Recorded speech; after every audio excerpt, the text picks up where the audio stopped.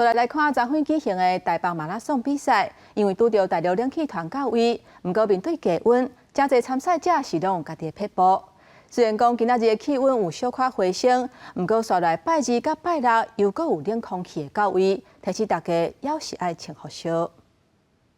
天气不稳定，庆声响了，参加比赛人就向前走。全台湾上大规模的马拉松比赛台北马15进行，拄好拄到大陆冷气团来。透早台北市温度14度，大家拢想办法保持温暖。准备一件这种轻便雨，薄的轻外套的概念，可以让自己在起跑前就是尽量不要失温这样。我穿这样的衣服，以前一点冷，可是运动一点就会不冷。 要人特别打扮来参加，亲像是唔惊冷的蜘蛛人也来参加比赛。不过真侪人是穿一领夹就开始走，到终点的时阵就赶紧甲关切切的换一领外套。受到比赛影响，有一寡落单风路，有一寡骑奥多拜人讲天气遮冷，一怪加洗一颗电加限风。他去南京东路4段，然后他就因为那边就封路，连人都不能过。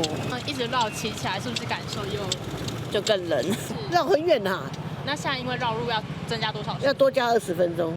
那是北部温度计不能容量的万花亭，15透早上期温度1.3度，日头一照了，厝顶的水汽蒸发，一阵一阵的水雾气，袂输敢若是人间仙境。玉山气象站也结霜，敢若是伫咧山顶夜间烫霜。虽然今仔日温度会小可回升，不过这礼拜一个连续2波冷空气的外来，中度是瓦郡大陆冷气团。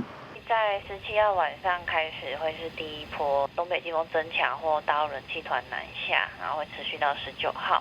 那接下来20号是一个短暂的冷气团减弱的时间，21号会有另一波冷空气再度南下。那基本上在这2波的冷空气的强度都还是要再继续观察。台北气象站的预报温度大概就是在14度上下。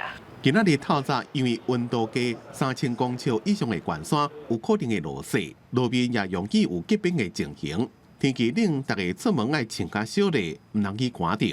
记者综合报道。